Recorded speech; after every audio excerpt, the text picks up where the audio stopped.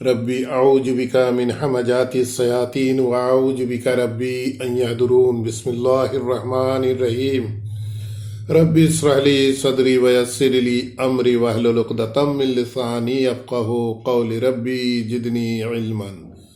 প্ৰিয় দৰ্শকবৃন্দ, আপোনালোক আটাইলৈকে জনাইছোঁ শান্তি বৰ্ষণৰ আহ্বান। সালামুন আলাইকুম। আপোনালোক সকলোৰে ওপৰত মহান আল্লাহৰ শান্তি বৰ্ষিত হওক। পৰম কৰুণাময় আল্লাহ সুবহানাহু ওয়া তাআলাৰ প্ৰত্যক্ষ সহযোগিতাত আমি ইতিমধ্যে চলাই অহা এই কোৰআন মজিদৰ অসমীয়া অনুবাদ চৰ্চাৰ ধাৰাবাহিকতাৰ আজিৰ 194 নং খণ্ডটিলৈ মই মুক্তাবুল হুছেইনে আপোনালোক সকলোকে জাতি ধৰ্ম বৰ্ণ নিৰ্বিশেষে আমন্ত্ৰণ জনাইছোঁ আল্লাহৰ দ্বাৰা নাজিলকৃত এই বিস্ময়কৰ মহাগ্ৰন্থ আল কোৰআনৰ প্ৰতি। ইনশাআল্লাহ আৰম্ভ কৰিব লৈছোঁ কোৰআন মজিদৰ 10 নং সূৰা ইউনুসৰ 28 নং আয়াতৰ পৰা।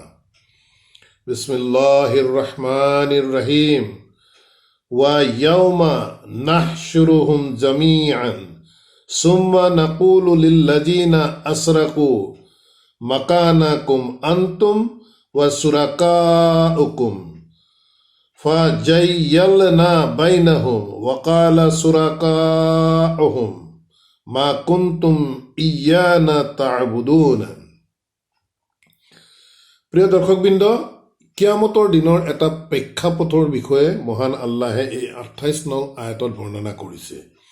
আমি ইতিমধ্যে প্ৰসংগৰ ধাৰাবাহিকতাত আমি দেখি আহিছোঁ ইয়াৰ আগৰ আয়াতকেইটাত মহান আল্লাহে জান্নাতি আৰু জাহান্নামী সকলৰ অৱস্থা সিদিনা কেনে হ'ব সেই দিশটো আল্লাহে আমাক অতি সুন্দৰভাৱে ইয়াৰ আগৰ আয়াতত আমাক বৰ্ণনা কৰি দেখুৱাই আহিছে যে যিসকলে প্ৰকৃততে পাপ উপাৰ্জন কৰি এই পৃথিৱীৰ পৰা যাব, সিহঁতে যি পৰিমাণৰ পাপ উপাৰ্জন কৰিছে সেই পৰিমাণেৰে সিহঁতে শাস্তি ভোগ কৰিব লাগিব আৰু সিহঁতে তাত যথেষ্ট লাঞ্ছিত হ'ব আৰু আল্লাহৰ এই সিদ্ধান্তক বাধা দিওঁতা ডিফেণ্ড কৰোঁতা সেইদিনা কোনো নাথাকিব আৰু সিহঁতৰ মুখমণ্ডলসমূহ অমাৱস্যাৰ কলা আন্ধাৰৰ দৰে, আন্ধাৰৰ এটা টুকুৰাই যেন সিহঁতৰ মুখমণ্ডল একেবাৰে কলা কৰি ৰাখিব আৰু ইহঁতে এনে লোকসকল প্ৰকৃততে জাহান্নামৰ জুইৰ অধিবাসী হ'ব। ইয়াৰ আগৰ আয়াতত আল্লাহে আমাক বিস্তৃত ব্যাখ্যা এনেধৰণে দি আহিছে।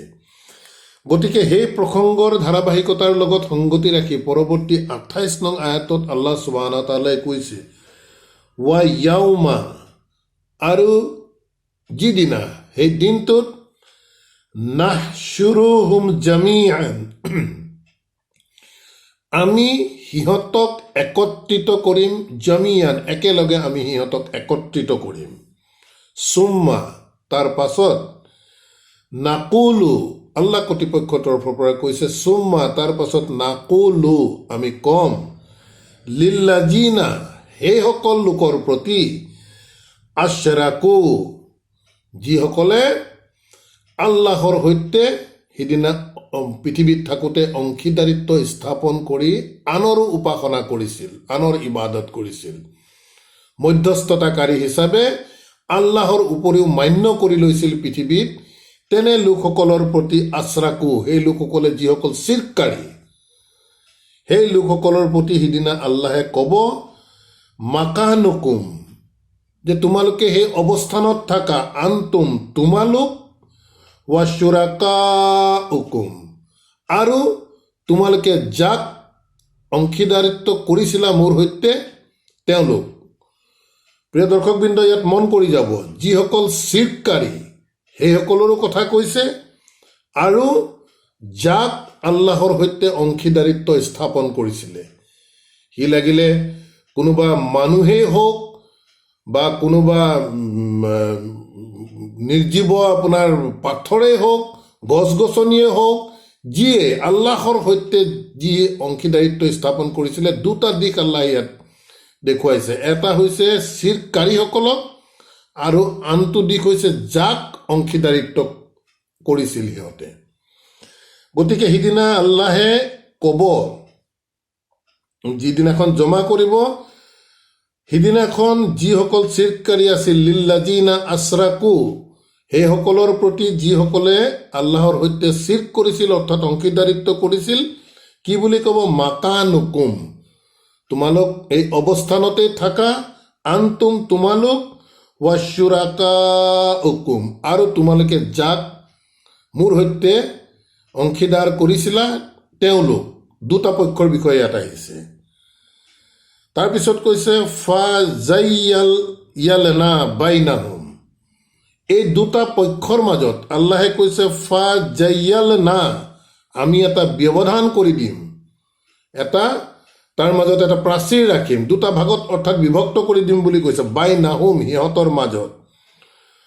আৰু তেতিয়া ৱাকালা, তেতিয়া ক'ব চুৰাকাউহুম, সিহঁতৰ অংশীদাৰসকলে, চুৰাকাউহুম, সিহঁতৰ অংশীদাৰসকলে, অৰ্থাৎ যাক আল্লাহৰ সৈতে অংশীদাৰ কৰিছিল, সিহঁতে ক'ব মা কুন্তুম ইয়ানা তা'বুদুনা, তোমালোকেতো মোৰ উপাসনা, মোৰ গোলামীটো তোমালোকে কৰা নাছিলা। এই কথাটো ক'ব যিসকলক আল্লাহৰ সৈতে শিৰক কৰিছিল। তেওঁ লাগিলে যিয়েই হওক নহওক, মানুহেই হওক বা নিৰ্জীৱ কিবা হওক, যিয়ে হওক নহওক, সকলোৱে সিদিনা কথা ক'ব যে, তেওঁলোকে ক'ব তোমালোকেতো মোক তা'বুদুনা, তোমালোকেতো মোক ইবাদত কৰা নাছিলা। তাৰ পাছৰ আয়াতত আহিছে ফাকাইফা বিল্লাহি শাহিদান, সেই যিসকলক অংশীদাৰিত্ব কৰিছিল তেওঁলোকে ক'ব ফাকাইফা বিল্লাহি, আল্লাহেই হৈছে যথেষ্ট, শাহিদান, এই বিষয়টোত সাক্ষীৰ বাবে আল্লাহেই যথেষ্ট। ফাকাইফা কাফি, আল্লাহেই কাফি এই বিষয়টোত সাক্ষীৰ বাবে। বাইনানা ৱাবাইনাকুম, আমাৰ আৰু তোমালোকৰ মাজত এই বিষয়টোক লৈ পেলাই আল্লাহৰ সাক্ষীয়ে হ'ব যথেষ্ট সাক্ষী। ইন কুন্না আন ইবাদাতিকুম, আৰু যদিও তোমালোকে আমাৰ ইবাদত, যদিও আমাক অংশীদাৰ কৰিছিলা বা আমাৰ গোলামী কৰিছিলা বা আমাৰ ইবাদত কৰিছিলা, লাগাফিলিনা, এই ক্ষেত্ৰত কিন্তু আমি উদাসীন আছিলোঁ, আমিতো একো গমেই নাপাওঁ।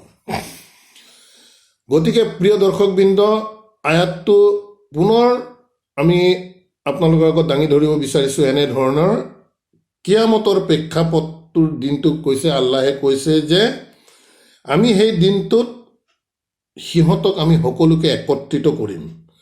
তাৰ পাছত আমি ক'ম, আল্লাহ কৰ্তৃপক্ষৰ তৰফৰ পৰা কৈছে যে আমি ক'ম সেইসকল শিৰককাৰীক, এই বুলি ক'ব যে তোমালোকে সেই অৱস্থানতে থাকা, তোমালোক থাকা আৰু তোমালোকে মোৰ সৈতে যাক অংশীদাৰিত্ব কৰিছিলা, এই দুয়োটা পক্ষ তোমালোক তাতেই তোমালোকৰ অৱস্থানতে থাকা। তাৰ পাছত কৈছে আল্লাহে এই দুয়োটা পক্ষৰ মাজত আল্লাহে এটা ব্যৱধান কৰি দিব, অৰ্থাৎ দুটা পাৰ্টত বিভক্ত কৰি দিব। তেতিয়া যিসকলক অংশীদাৰ কৰিছিল সিহঁতে ক'ব যে তোমালোকেতো আমাৰ ইবাদত কৰা নাছিলা। গতিকে ইয়াত মন কৰিবলগীয়া বিষয় হৈছে, আজি আমি যিসকলে কোনোবা পীৰৰ মাজাৰক আমি বিশ্বাসত লৈছোঁ বা কোনোবা পীৰক লৈছোঁ বা যাকেই হওক নহওক, মৃত বা জীৱিত যাকেই হওক নহওক, জীৱিতসকলেতো দেখি আছে, জীৱিত যিসকলক আজিও বাস্তৱিকতাতে আল্লাহৰ সৈতে শিৰক কৰিছে তেওঁলোকেতো দেখি আছে। কিন্তু বিশেষভাৱে যিসকলে ইতিমধ্যে দুনিয়া এৰিৰ পৰা ৱাফাত কেতিয়াবাই হৈ গ'ল, তেওঁৰ ইন্তেকালৰ হয়তো হাজাৰ হাজাৰ শ বছৰৰ পাছত উদ্ধাৰ হৈছে, উদ্ধাৰ হৈ তাকে আমি বিভিন্ন ধৰণৰ আমাৰ মধ্যস্থতাকাৰী মান্য হিচাপে কৰি লৈছোঁ। বা কোনোবা এটা পাথৰকে ধৰক আল্লাহৰ সৈতে অংশীদাৰিত্ব স্থাপন কৰিছে, বা যিকোনো এটা নিৰ্জীৱ, বিভিন্ন আপোনালোকে দেখি আছে আল্লাহৰ সৈতে শিৰকৰ কথা বতৰাবোৰ কেনেকুৱা ধৰণৰ হয়। গতিকে সেইসকলে সিদিনাখন ক'ব তোমালোকেতো আমাক ইবাদত কৰা নাছিলা, আৰু কৰিছিলা নে নাই এই বিষয়টোত আল্লাহৰ সাক্ষীয়ে হ'ব আমাৰ কাৰণে যথেষ্ট সাক্ষী। আৰু যদিও কিবা কাৰণত তোমালোকে আমাৰ ইবাদত কৰিছিলা, আমাৰ অজ্ঞাতে, কিন্তু আমি উদাসীন, আমি কিন্তু এই বিষয়ে নাজানো। গতিকে যিসকলক আজিৰ পৃথিৱীত মানুহে মধ্যস্থতাকাৰী হিচাপে ইবাদত কৰিছে আল্লাহৰ সৈতে নৈকট্য স্থাপন কৰিব বুলি ইতিমধ্যে যিহেতু আমি আয়াত পাই আহিছোঁ, সেই দিনাখনত সেই অংশীদাৰিত্ব স্থাপন কৰা লোকসকলে এনেধৰণেৰে কিয়ামতৰ মাথত আল্লাহৰ আগত কথা ক'ব। তাৰ পাছত আয়াতত কৈছে, হুনালিকা তাবলু কুল্লু নাফচিন মা আসলাফাত। হুনালিকা, ইয়াতে, অন দ্য স্পট, ইয়াতে তাবলু, যে তোমালোকক পৰীক্ষাত তোমালোকে ইয়াতে কৰি দিয়া যাব, কুল্লু নাফচিন, প্ৰত্যেকটো মানুহকে, যিসকলে বিশেষভাৱে আল্লাহৰ সৈতে অংশীদাৰিত্ব স্থাপন কৰিছিল তেখেতসকলক বিশেষভাৱে ইয়াত উদ্দেশ্য কৰিছে। কুল্লু নাফচিন, প্ৰত্যেকটো লোককে, মা আসলাফাত, যি ইতিমধ্যে সিহঁতে পৃথিৱীত কৰি আহিছিলে সেই বিষয়টো ইয়াতে এতিয়া পৰীক্ষাত প্ৰমাণিত হৈ যাব গোটেইখিনি বস্তু। ৱা ৰুদ্দু, আৰু সিহঁতক ঘূৰাই লৈ যোৱা যাব, ইলাল্লাহি মাউলাহুম, ইলাল্লাহি, সিহঁতক ঘূৰাই লৈ যোৱা যাব, ইলাল্লাহি, আল্লাহৰ দিশে, আল্লাহৰ প্ৰতি, মাউলাহুম, মাউলাহুমুল হাক্কি, যে তেওঁলোকৰ প্ৰকৃত মাওলা অৰ্থাৎ প্ৰকৃত অভিভাৱকৰ ওচৰলৈ ঘূৰাই লৈ গুচি যোৱা যাব। ৱাদাল্লা আনহুম, আৰু সেই অৱস্থাটোৰ পৰা, ৱাদাল্লা আনহুম, এই চিৰকাৰীসকলৰ পৰা উধাও হৈ যাব, যিসকলক অংশীদাৰিত্ব স্থাপন কৰিছিলে আল্লাহৰ ওচৰলৈ যেতিয়া ঘূৰাই লৈ গুচি যোৱা যাব, সেই অৱস্থাত যিসকলে কৈছে যে আমি গাফিল, আমি নাজানোৱেই, আমি উদাসীন এই ক্ষেত্ৰত, যদিও আমাৰ মৃত্যুৰ পাছত বা আমাৰ প্ৰতি যদি তোমালোকে আল্লাহৰ সৈতে অংশীদাৰিত্ব স্থাপন কৰি যদি আমাৰ গোলামী কৰিছিলা, এই বিষয়টোত আমি নাজানো। আৰু আল্লাহে ইয়াত যথেষ্ট, গতিকে এই কথা বতৰাখিনি কোৱাৰ পাছত যেতিয়া কৈছে যে ৱা ৰুদ্দু ইলাল্লাহি মাউলাহুমুল হক, আৰু সিহঁতক যেতিয়া ঘূৰাই লৈ যোৱা যাব মাউলাহুমুল হক, প্ৰকৃত অভিভাৱকৰ, সিহঁতৰ প্ৰকৃত অভিভাৱকৰ প্ৰতি, ৱাদাল্লা আনহুম, তেতিয়া সেই যিসকলক চিৰ্ক কৰিছিলে সেইসকল তাৰ পৰা উধাও হৈ যাব, নাইকিয়া হৈ যাব। মা কানু তাফআলুন, যি সিহঁতে এইবোৰ সৃষ্টি কৰি লৈছিলে।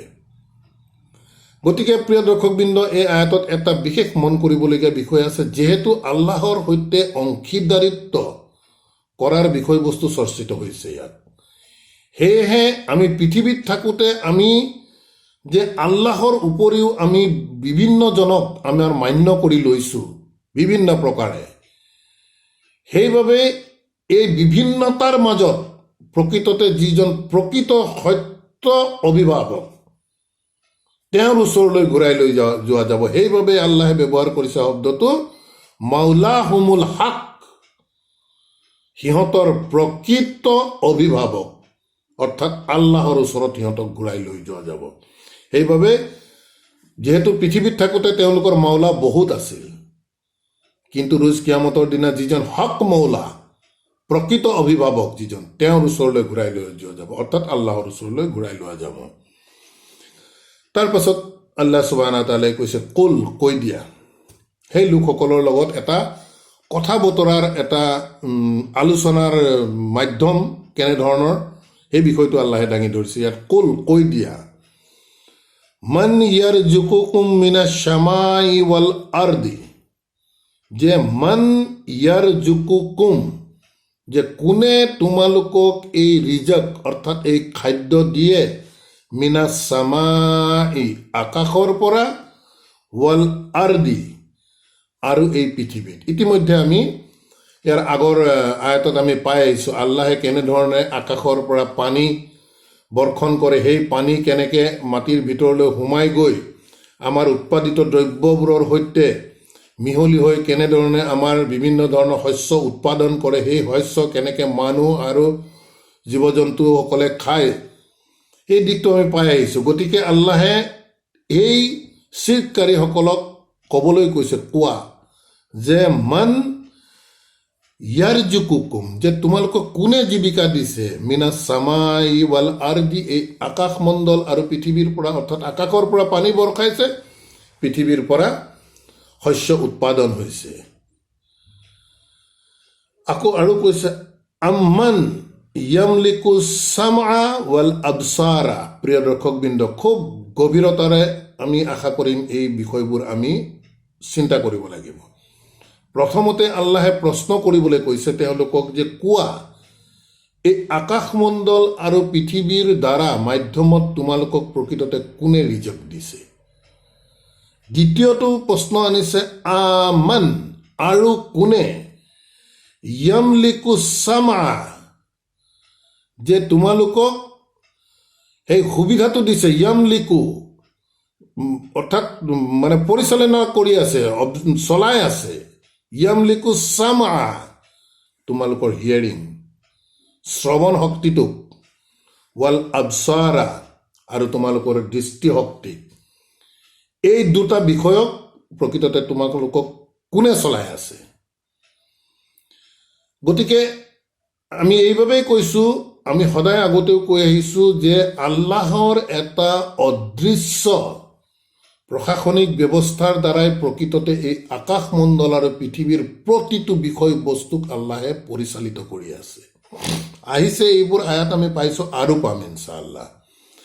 গতিকে আমি যে শুনিছোঁ, হিয়াৰিংটো আমাৰ, আৰু যিটো আমাৰ ভিছন, যিটো আমাৰ দৃষ্টি,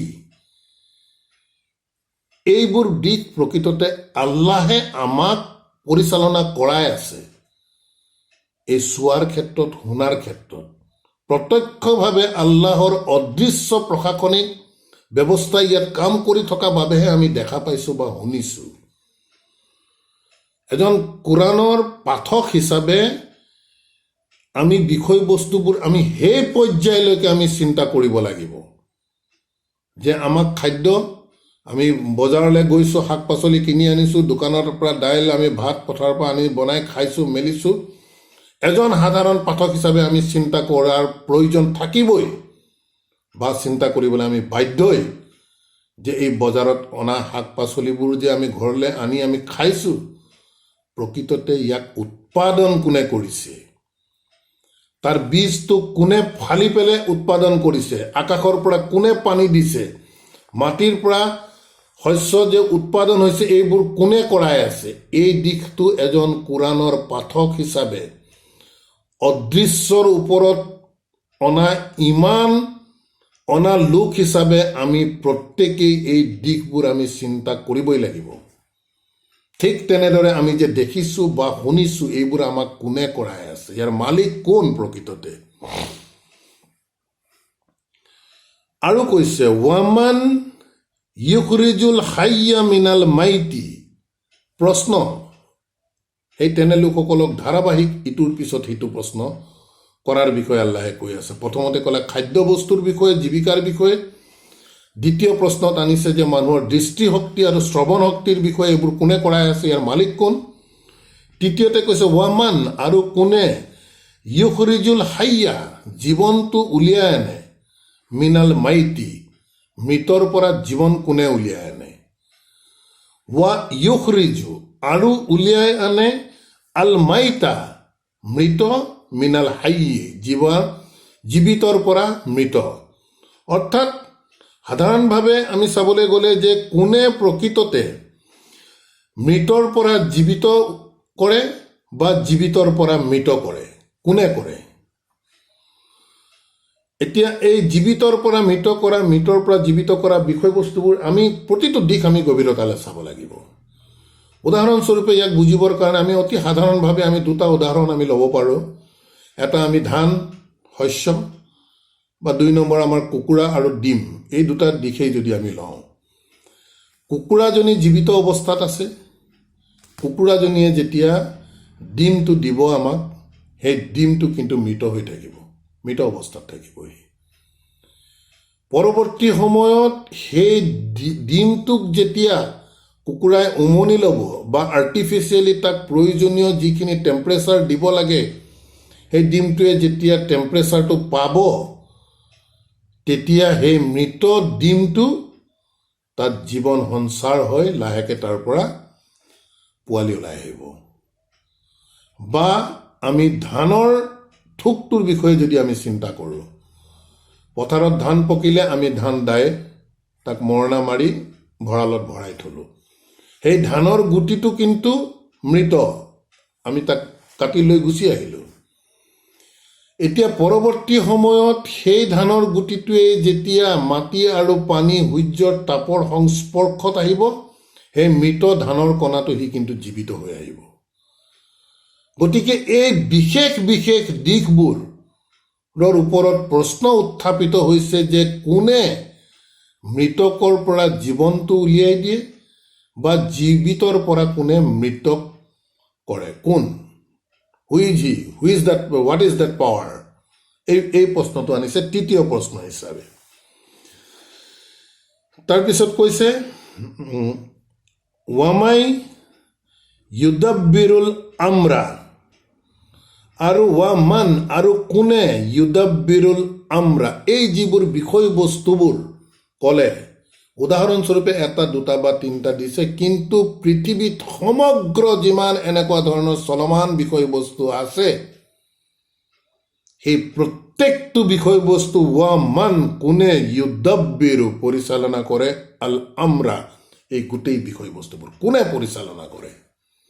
এই প্ৰশ্নবোৰ যেতিয়া সিহঁতক সুধিবলৈ কৈছে, সোধাৰ লগে লগে তেওঁলোকে ক'ব ফাশায়াকুলুনাল্লাহ, তেতিয়া সিহঁতে ক'ব যে আল্লাহ এই গোটেই বিষয়বস্তুবোৰ পৰিচালনা বা কৰি আছে একমাত্ৰ আল্লাহ।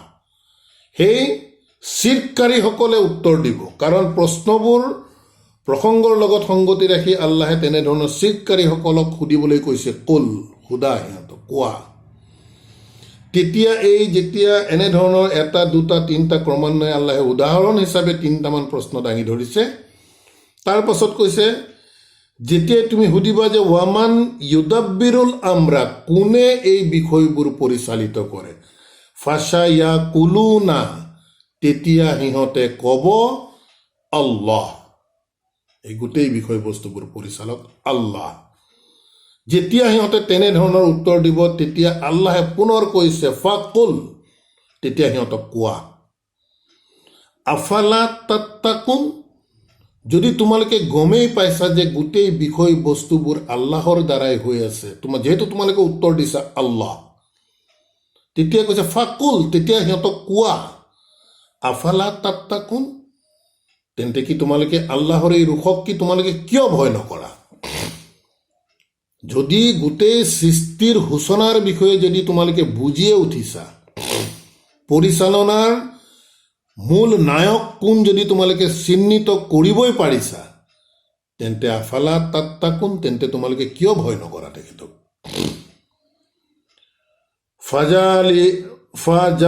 ফাজালিকুমুল্লাহ ৰাব্বুকুম, গতিকে কৈছে এই হৈছে তোমালোকৰ আল্লাহ, অৰ্থাৎ ফাজালিকুমুল্লাহ, গতিকে এই হৈছে তোমালোকৰ আল্লাহ, অৰ্থাৎ আল ইলাহ, এই হৈছে তোমালোকৰ মান্য, ৰাব্বুকুমুল হক, প্ৰকৃত তোমালোকৰ সৃষ্টিকৰ্তা প্ৰতিপালক, এই হৈছে আল্লাহ।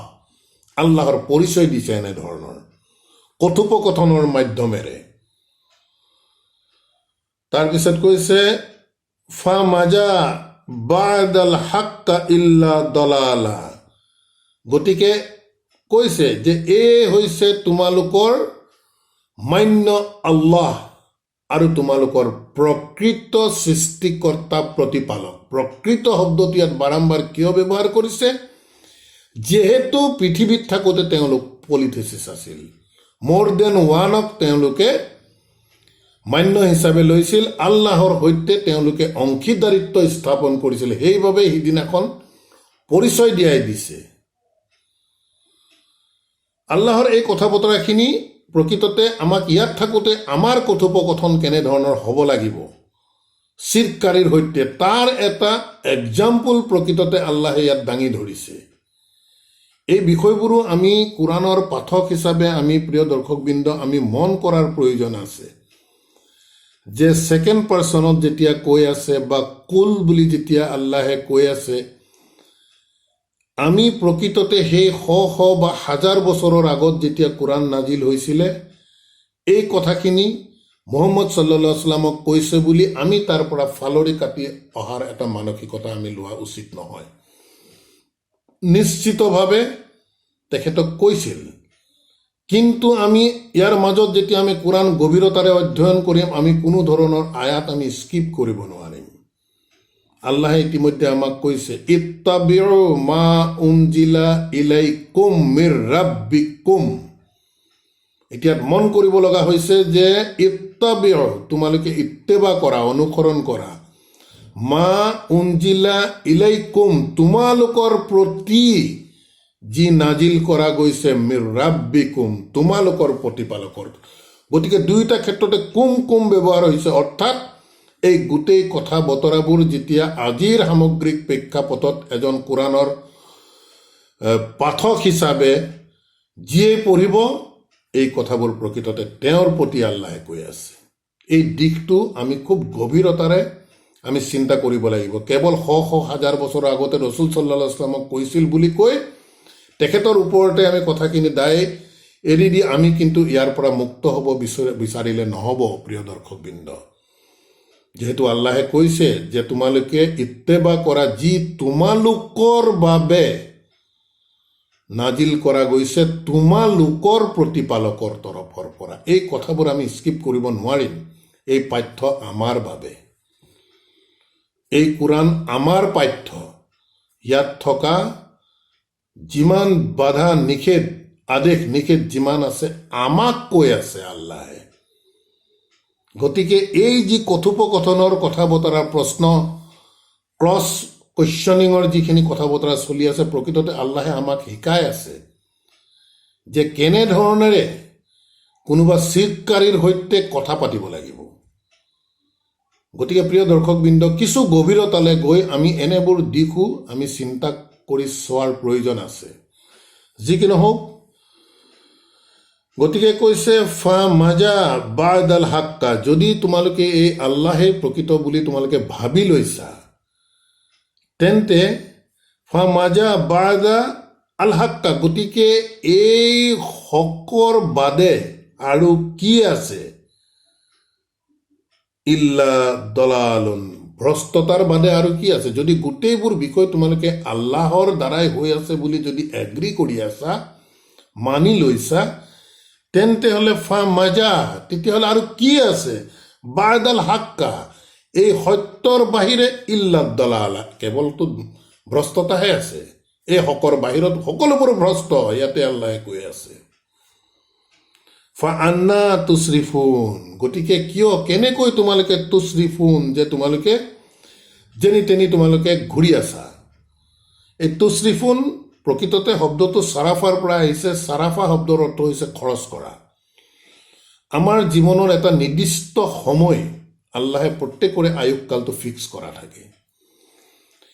প্ৰতিটো দিন যে আমাৰ পৰা গৈ আছে, আমাৰ সেই ফিক্স টাইমৰ পৰা সেই দিনবোৰ খৰচ হৈ গৈ আছে।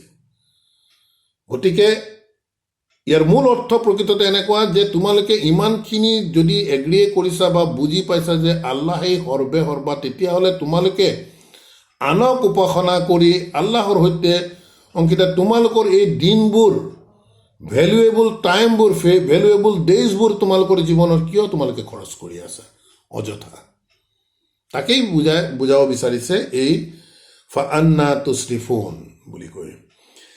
তাৰপিছত আয়াতত কৈছে কাজালিকা হাক্কাত কালিমাতু ৰাব্বিকা, কাজালিকা, এনেধৰণে হাক্কাত, সত্য প্ৰমাণিত হয়, কালিমাতু ৰাব্বুকা, তোমাৰ প্ৰতিপালকৰ কথা এনেধৰণৰেই সত্যতা প্ৰতিপন্ন হয়, প্ৰমাণিত হয়। আলাল্লাজিনা, সেইসকলৰ ওপৰত, ফাচাকু, যিসকল ফাচিক, অবাধ্যকাৰী, আন্নাহুম, যে সিহঁতে লা ইউমিনুন, সিহঁতে বিশ্বাস সিহঁতে নকৰে বা ইমান নানে সিহঁতে। তেতিয়া তাৰ পাছৰ আয়াতত পুনৰ কৈছে, বিষয়বস্তু কিন্তু চিৰ্কৰ লগত প্ৰসংগৰ ধাৰাবাহিকতা চলি আছে। তাৰ পাছত পুনৰ কৈছে, কুল, কোৱা, আমাকো শিকাই আছে, চিৰকাৰীৰ সৈতে যদি আমি কথোপকথন কৰিবলগীয়া হয় আল্লাহৰ সৈতে, এনে ধৰণৰ ভাইটেল পইণ্টছবোৰ যাতে আমি দাঙি ধৰি তেওঁলোকৰ সৈতে আমি কথা বতৰা পাতোঁ। এই হৈছে মোকাবিলা, আমি যে পঢ়ি আহিছোঁ এইবোৰেই মোকাবিলা। গতিকে মোকাবিলা কৰাৰ আমাক ব্লু প্ৰিণ্ট আল্লাহে বনাই দি দিছে যে কেনেধৰণে তোমালোকে কথা পাতিবা। তাৰ পাছতো কৈ আছে যে কুল কোৱা হাল মিন চুৰাকাউকুম, প্ৰশ্ন কৰিবলৈ কৈছে। এই হাল দি বিষয় আয়াতটো প্ৰশ্নবোধকলৈ আহিছে। হাল মিন চুৰাকাইকুম, এই যে তোমালোকে যে অংশীদাৰ কৰিছা, সেই অংশীদাৰ কৰাসকলৰ মাজৰ পৰা কোনোবা আছে নেকি?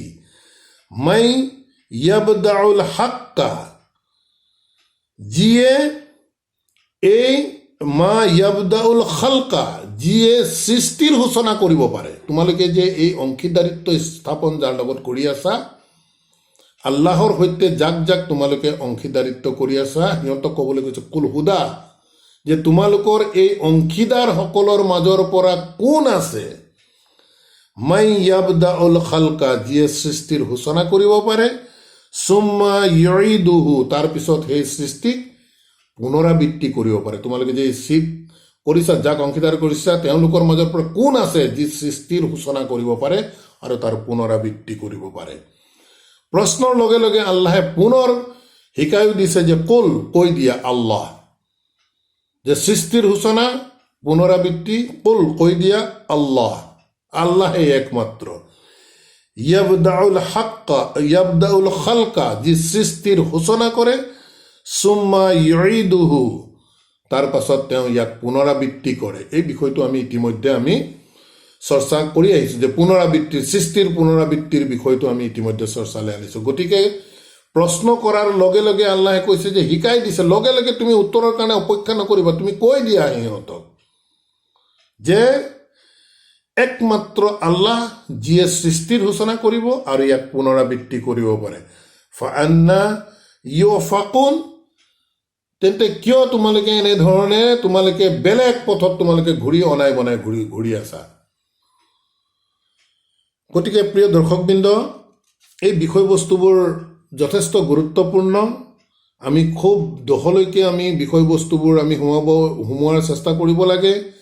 আৰু আমি আপোনালোকৰ দৃষ্টি আকৰ্ষণ কৰিব বিচাৰিছোঁ যে এই কোৰাণ আমাৰ বাবে পাঠ্য হয়। নিশ্চিতভাৱে মুহাম্মদ সাল্লাল্লাহু আলাইহি ওয়াসাল্লামৰ ওপৰত নাজিল হৈছিল, কিন্তু যে ইয়াৰ যিমানখিনি আদেশ নিষেধ আছে যে কেৱল মুহাম্মদ সাল্লাল্লাহু আলাইহি ওয়াসাল্লামৰ লগতেই যে সীমাবদ্ধ হৈ আছে, এনেকুৱা নহয়, যিহেতু এই কোৰাণ আমাৰ পাঠ্য। গতিকে এজন কোৰাণৰ পাঠক হিচাপে যিয়ে ইয়াক ভাল ধৰণে বুজি পঢ়াৰ চেষ্টা কৰিব, তেখেতৰ বাবেহে প্ৰকৃততে স্পষ্ট হৈ যাব যে কথাখিনি প্ৰকৃততে মোকেই কৈ আছে বা আমাকেই কৈ আছে। গতিকে সেই দৃষ্টিভংগীলৈ আমি ইনশাআল্লাহ কোৰাণ আমি অধ্যয়ন কৰাৰ চেষ্টা কৰিলে কোৰাণৰ প্ৰতিটো বিষয় আমাৰ বাবে, নিৰ্দেশাত্মক বিষয়বোৰ আমাৰ বাবে বাস্তৱায়ন কৰাৰ ক্ষেত্ৰত আমি সহজ হ'ব। যেহেতু আমি ৰেছপনচিবিলিটি আমি যেতিয়া বুজি পাই যাম যে এই কথা মোক কৈছে বা আমাক কৈছে, এই দায়িত্ব আমাক কোনে দিছে? আল্লাহে দিছে। গতিকে এজন বিশ্বাসী লোক হিচাপে আল্লাহৰ সেই দায়িত্ব আমি পালন কৰি যাবৰ কাৰণে আমি বাধ্য। গতিকে আলহামদুলিল্লাহ, প্ৰিয় দৰ্শকবৃন্দ, আমাৰ এই আজিৰ অনুবাদ চৰ্চাৰ ধাৰাবাহিকতা আমি ইমানতে সমাপ্ত কৰিব বিচাৰিছোঁ। ইনশাআল্লাহ পৰৱৰ্তী খণ্ডত পৰৱৰ্তী আয়াতৰ পৰা আমি আগবাঢ়ি যোৱাৰ চেষ্টা কৰিম। ৰব্বানা আমান্না বিমা আনজালতা ওয়াত্তাবা'না ৰাসূল ফাকতুবনা মা'আস শাহিদিন ওয়া মা আলাইনা ইল্লাল বালাগ ওয়া মা তাওফীকি ইল্লা বিল্লাহ। সালামুন আলাইকুম।